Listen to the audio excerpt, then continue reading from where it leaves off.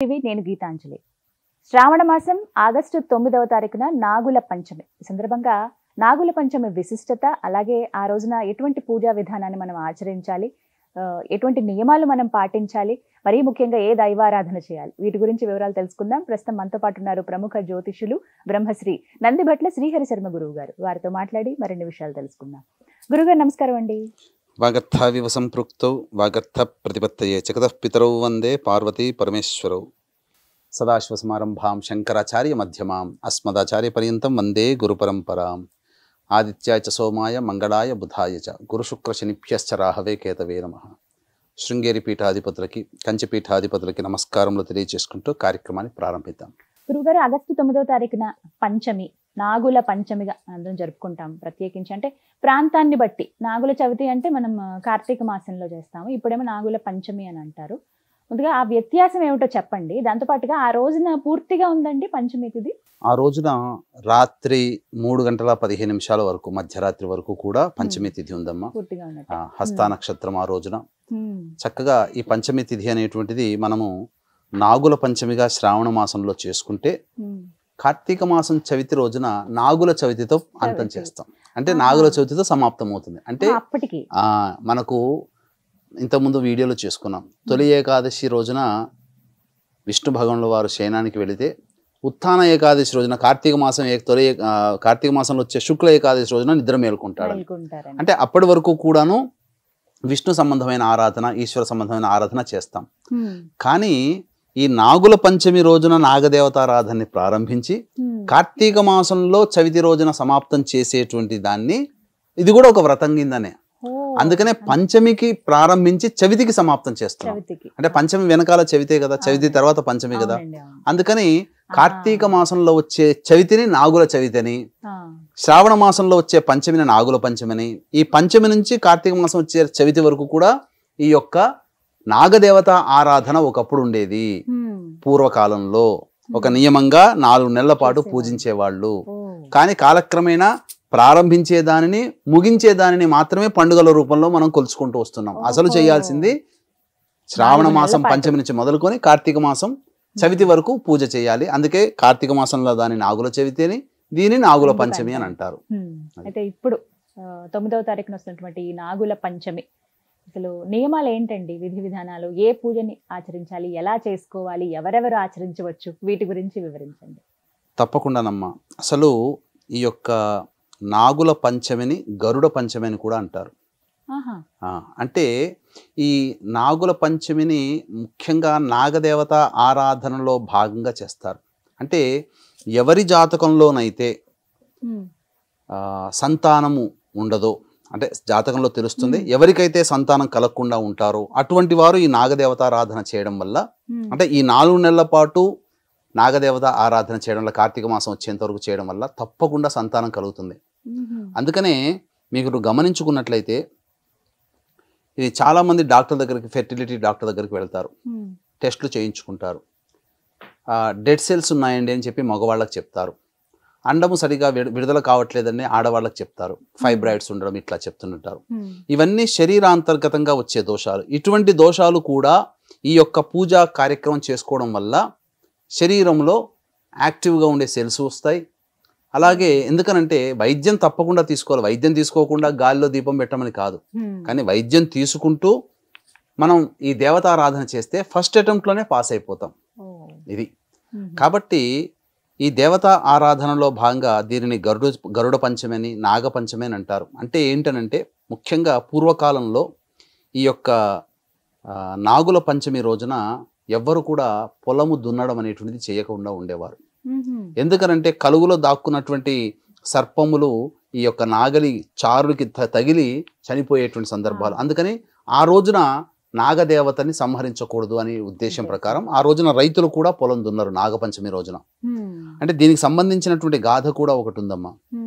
పూర్వకాలంలో మణిపురం, ఇప్పుడు మనం అనుకునే మణిపూర్, గౌడ బ్రాహ్మణుడు ఒకరోజు ఇదే నాగుల పంచమి రోజున పొలం దున్నుతూ తన యొక్క నాగలి చారలకి తగిలినటువంటి పాము పిల్లలు ఉంటాయి కదా, ఆ పాము పిల్లలు చనిపోయాయి. చనిపోయిన తర్వాత అతను ఏమీ తెలియకుండా ఇంటికి వచ్చి కూర్చున్నాడు.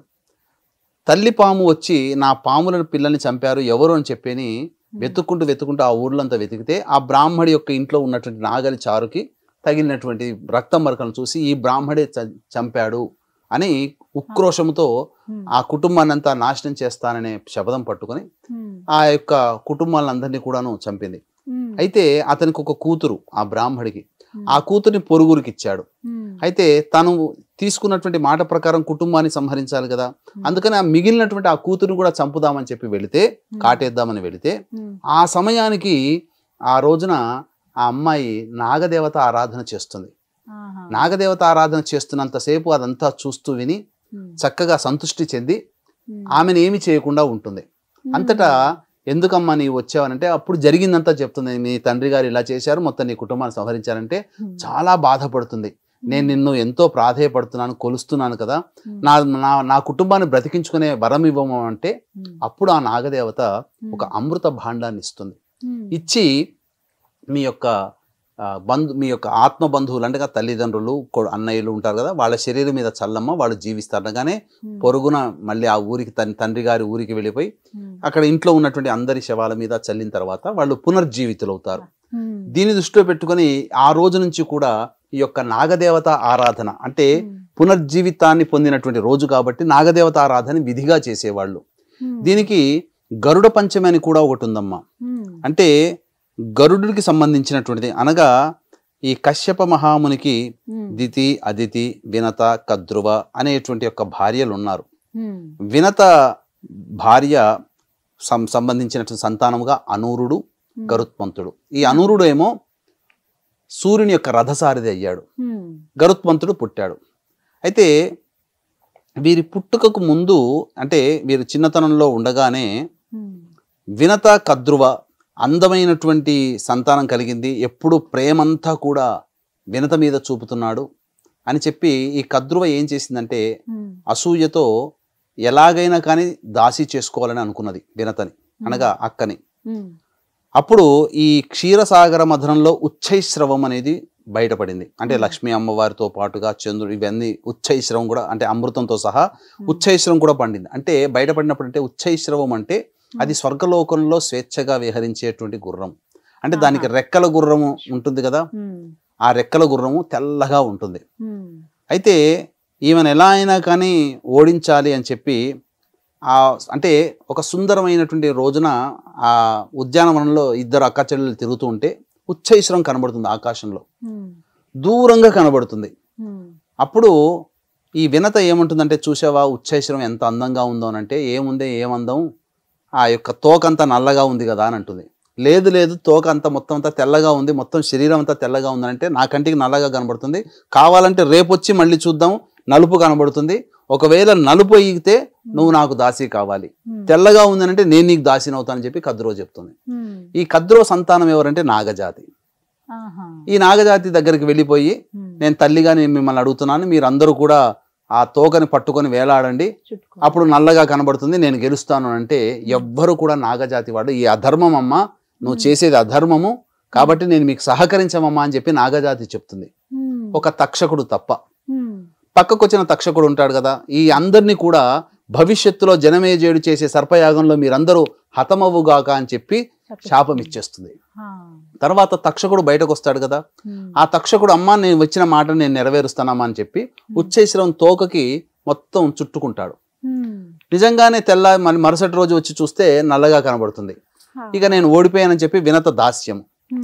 అయితే ఇది చిన్నతనంలో జరిగినటువంటి సంఘటన గరుత్మంతుడికి, అనూరుడికి.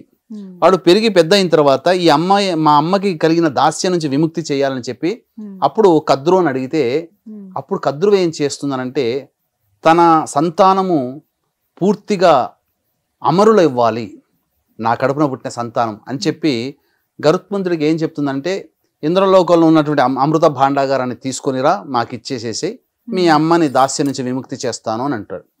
అలాగానే ఆ యొక్క ఇంద్రుడితో యుద్ధం చేస్తాడు. యుద్ధం చేసి అమృత భాండాన్ని తెచ్చుకొస్తాడు. తీసుకొచ్చి దర్భల మీద పెడతాడు. పెట్టిన తర్వాత తల్లికి దాస్య విముక్తి అవుతుంది.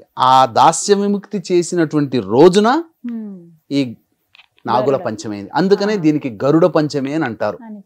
అయితే ఇంద్ర భగవానుడు ఏం చేశాడంటే, ఇవ్వడం వరకు అతను ఇచ్చాడు, కానీ దాన్ని అనుభవించే కర్తవ్యము కద్రువకి ఇవ్వలేదు.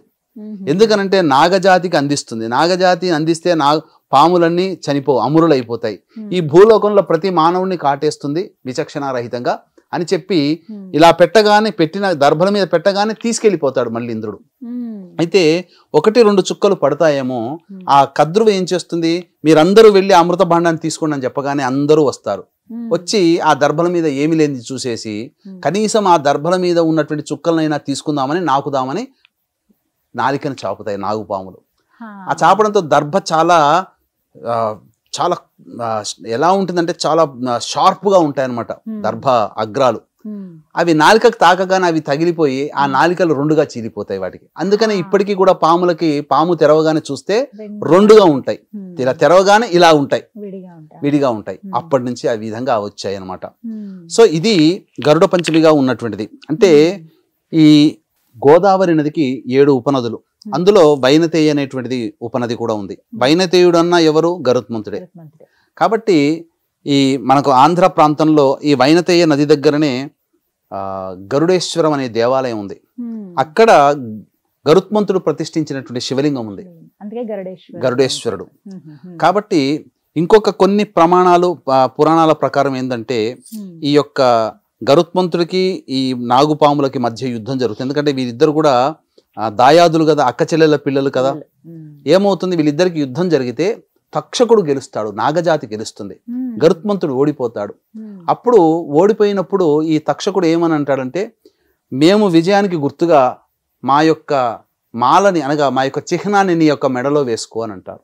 అందుకనే పాములని మెడలో వేసుకున్నటువంటి విధంగా కొన్ని దేవాలయాల్లో గరుత్మంతుడు కనిపిస్తాడు. ఇది కూడా ప్రమాణంగా ఉంది.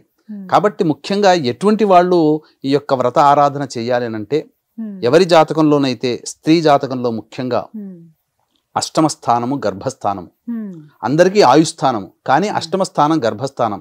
ఈ గర్భస్థానంలో రాహు ఉన్నా, కేతు ఉన్నా, కుజుడున్నా, అలాగే శని ఉన్నా, శని కుజులు కలిసి ఉన్నా, ఎవరి జాతకంలో సంతాన స్థానంలో శని కుజులు ఉంటారో, రాహు ఉంటాడో, కేతు ఉంటాడో, అలాగే శని కూడా ఉంటాడో, వీళ్ళందరికీ సర్పశాపం, కాల సర్పదోషంలో జన్మించిన వాళ్ళు, ఇటువంటి వాళ్ళందరూ కూడా ఈ యొక్క నాగుల పంచమి తిథి రోజున మొదలుకొని ఈ సంబంధించినటువంటి కార్తీక మాసంలో వచ్చే నాగుల చవితి వరకు నాగదేవత ఆరాధన చేస్తారో వాళ్ళకి చాలా శుభాలు కలుగుతాయి. వాళ్ళ జాతకంలో ఉన్న దోషాలు తొలగి సంతానవంతులు అవుతారు. అయితే మహిళలందరూ కూడానమ్మ ఈ రోజున ఏం చేస్తారంటే, పాము పుట్టల దగ్గరికి వెళ్ళిపోయి పాలు తెగ పోసేస్తుంటారు. కానీ చాలా తప్పమ్మా. పాలు తాగితే అజీర్తి, పాములకి వాంతి చేసుకుంటాయి. మనం ఏ ఉద్దేశంతో పోస్తున్నాము, దేవతా సర్పం అనే భావనతో వారికి మనం ఆకలి తీర్చాలనే భావం చూస్తున్నాం. కానీ మనం ఏం చేస్తున్నాం అంటే, వారి ప్రాణానికి మనం ఏదన్నా ఫుడ్ మనం తీసుకున్నాం అనుకోండి, ఫుడ్ ఇన్ఫెక్షన్ అయితే ఆ 2 రోజులు మనం ఎంత బాధపడతాం, నరకం కదా అది. మరి ఆ నరక భావనని మనం పాములకి కలగచేస్తున్నాం. మనమేమో భక్తి భావంతో వెళ్ళి చేస్తున్నాం. కానీ అక్కడ ఏంటంటే నిజమైనటువంటి ఆవు పాలు, ఇప్పుడు అన్ని జెర్సీ పాలు, అసలైనటువంటి నాటు ఆవు పాలని మీకు భక్తి ఉంది, శ్రద్ధ ఉంది, ఆ పుట్టలో 2 చెంచాలు పోయండి. ఆ రోజున చేయమన్నది ఆవు పాలతో రావి చెట్టు కింద ప్రతిష్ఠితమైనటువంటి నాగదేవత విగ్రహానికి అభిషేకం జరపమన్నది. పుట్టలో పాలు పోయి, చాలా మంది ఇంకా కోడిగుడ్లు పెడతారు, ఇంకా కిలోల కొద్ది పసుపు కుంకుమలు తీసుకెళ్తారు, పసుపు కుంకుమలు జల్లేస్తారు. దీని తర్వాత ఈ పసుపు కుంకుమలు జల్లితే కూడా వాటికి ఎలర్జీ, చర్మ సంబంధంగా మనకు ఎలా అయితే ఇబ్బందులు వస్తాయో రోగాలు, పాములకి ఆ పసుపు పడదు. కాకపోతే ఆ పాము పుట్టకి కొద్దిగా బొట్టు పెట్టండి, పసుపు కుంకుమ చల్లండి, అంతే తప్ప మొత్తము జల్లేసుకుంటూ రాకూడదు. అందుకనే ఈ నాగుల పంచమి రోజున ఇంట్లో ఆడవాళ్ళందరూ కూడా విధిగా శుచిగా స్నానం ఆచరించుకొని నియమాన్ని పాటిస్తూ ఇంటికి పసుపు అన్ని గడపకి అద్ది, ఆ గడపకి ఇరువైపులా కూడా పాముతో చేసినటువంటి చిత్రములు లిఖిస్తారు. అలాగే అక్కడ దేవాలయంలో పాము పూజ జరిపించుకొని, అనగా నాగదేవత పూజ జరిపించుకొని అభిషేకం జరిపించి ఇంటికి రాగానే ఒక ఇత్తడి పాత్రలో కానీ లేదా ప్రమిదలో కానీ ఆవు పాలు ఆ గడప ముందర పెడతారు. వీక్షించేటువంటి ప్రేక్షకులు రాగి పాత్రలో పాలు పెట్టకూడదు. శాస్త్రం ప్రకారం ఏంటంటేనమ్మా, చాలా మంది తెలియక ఈశ్వరునికి రాగి చెంబులో తీసుకుని అభిషేకం చేస్తారు. ఎప్పుడైతే రాగి చెంబులో గనక పాలు పడ్డాయో, పాలు తగాయో, అది సురాపానంతో సమానం, మధువుతో సమానం. అంటే అందరూ అనుకునే మందు. అందుకని ఆ మందుతో మనం అభిషేకం చేస్తున్నట్టు లెక్క. చాలా మంది తెలిసి తెలియక ఏం చేస్తారంటే ఈ శాస్త్రంలో ఉంది, రాగి చెంబులో పాలు తీసుకొని చేస్తారు. అది మీరు సారాయితో అభిషేకం చేస్తున్నట్టు భావన దైవ శాస్త్రం ప్రకారం. కాబట్టి ఎప్పుడు కూడా అటువంటి పని చేయకండి. చక్కగా ఈ యొక్క సంబంధించినటువంటి విధానముగా ఆచరించండి, అభిషేకం చేసుకోండి, విగ్రహానికి అభిషేకం చేయండి. అంతేకాని పాము పుట్టలు, సినిమాల్లో చూపించినట్టుగా గుడ్లు అవి పెట్టకూడదు. అవి ఏంటంటే సినిమాటిక్గా అర్థం కావడం కోసం గుడ్లు పెడతారు, పాము దగ్గర పుట్టలో పాలు పోస్తారు. ఏ పాము కూడా పాలు తాగదమ్మా. అది కొన్ని సందర్భాలు దేవతా సర్పములు మాత్రమే పాలు తాగుతాయి. ఆ దేవతా సర్పం మన దగ్గర ఎందుకు ఉంటుంది? ఎక్కడో అడవుల్లో ఉంటాయి, సంచరిస్తుంటాయి, మానవులకి కనిపించవు దేవతా సర్పాలు. మామూలుగా ఉండేటువంటి సామాన్యమైనటువంటి సర్పములు. కాబట్టి ఈ విధంగా గనక నాగదేవత ఆరాధన ఎవరైతే చేస్తారో సంతానం కలగని వాళ్ళకందరికీ సంతానం కలుగుతుంది. నాగ శబ్దం అందుకనే చాలా మందికి పిల్లల్లో నాగలక్ష్మి, నాగ ప్రసన్న, అలాగే నాగరాణి, నాగేంద్ర, నాగరాజు ఇలా పేర్లు పెడతారు. కొంతమంది సుబ్బలక్ష్మి, సుబ్బాయమ్మ, సుబ్బారాయుడు, సుబ్బయ్య, సుబ్బారావు, ఇలా సుబ్బ అనే శబ్దం కూడా మీకు గమనించుకుంటే మోపిదేవి క్షేత్రంలో ఉండే స్వామి వారి పేరు సుబ్బారాయుడు. అందుకనే అక్కడికి వెళ్ళి ప్రదక్షిణ చేయడం వల్ల, పూజ చేయడం వల్ల పుట్టిన సంతానం కాబట్టి సుబ్బలక్ష్మి అనో, సుబ్బారావు అనో, సుబ్బారాయుడు అనో పేరు పెట్టుకుంటారు. ఇవన్నీ కూడా ఎందుకు ఈ విధంగానంటే ఇప్పటికీ కూడా మనకు సైన్స్గా అంతు చిక్కనటువంటిది ఏంటంటే ఈ యొక్క దేవతారాధన చేసినందువల్ల తప్పకుండా సంతానం కలుగుతుంది, మంచి సంతానం కలుగుతుంది. అంటే ఈ యొక్క సర్పములు ఏంటంటే అతి దీర్ఘకాలంగా జీవిస్తాయి, వాటికి ఓర్పు ఎక్కువగా ఉంటుంది, సహనం ఎక్కువగా ఉంటుంది, అలాగే ఏదైనా సాధించాలనే తపన ఉంటుంది. ఆ దేవతారాధన చేయడం వల్ల ఎక్కువ ఆయుష్ కలిగినటువంటి సంతానము, ఓర్పు కలిగినటువంటి సంతానం కలుగుతుంది. అంతేకాకుండా పురుషుడి యొక్క కణాలు గనక మనం టెలిస్కోప్లో చూస్తే ఎలా కనబడతాయి? పాము గనక తిరిగినట్టుగానే చలిస్తుంటాయి. పాము ఎలా అయితే ఇలా ఇలా తిరుగుతుందో కణములు కూడా ఇలా ఇలా ఇలా తిరుగుతుంటాయి. అంటే మానవ పుట్టుకకి నాగజాతికి సంబంధం ఉంది. ఈ నాగజాతి వల్ల సంతానం కన్నా మహిళలు కూడా ఉన్నారు. నాగజాతి వల్ల అది కర్ణాటకలో కొన్ని ఉదంతాలు మనకు తెలుసు. కాబట్టి పూర్వకాలం నుంచి కూడాను నాగజాతితో మానవ సంబంధం అనేటువంటిది ఉంది. కాబట్టి అవినాభావ సంబంధం నాగజాతికి మానవ పుట్టుకకి కూడా ఉంది. కాబట్టి అందరూ కూడా వివాహమైనటువంటి మహిళలు తప్పకుండా నాగదేవత ఆరాధన చేయడం వల్ల తప్పకుండా సంతానం కలుగుతుంది. అలాగే ఇంతటి పవిత్రమైనటువంటి మాసము కాబట్టి ఆగస్టు 31వ తారీఖు రోజున శని త్రయోదశి వచ్చింది. అందున పుష్యమి నక్షత్రంతో కలిసినటువంటి శని త్రయోదశి కాబట్టి వృషభ, మిథున, కర్కాటక, సింహ, తుల, వృశ్చిక, మకర, కుంభ, మీన రాశిలో జన్మించిన వారికి శని దోష పరిహారార్థమై మా పీఠం ఆధ్వర్యంలో శనీశ్వర హోమాలు, అఘోర పాశుపత మంత్ర హోమం, సుదర్శన హోమం, లక్ష్మీ హోమము, అలాగే రుద్ర హోమం లాంటివి జరిపించడం జరుగుతుంది. కేవలం 1500 రూపాయల రుసుముకి. అలాగే ఒక్కొక్క క్షేత్రంలో ఒక్కొక్క నెలలో ఒక్కొక్క క్షేత్రంలో సంవత్సరం పాటు మీ కుటుంబ సభ్యుల గోతనామాలతో కూడా జరిపించడం జరుగుతుంది. అవకాశం ఉన్న వాళ్ళు కార్యక్రమ తదనంతరం కాంటాక్ట్ చేసి పూర్తి వివరాలు తెలుసుకోవచ్చు. చాలా చక్కగా వివరించారు గురుగారు, ధన్యవాదాలండి. సర్వం శ్రీ ఉమామహేశ్వర పరబ్రహ్మార్పణమస్తు.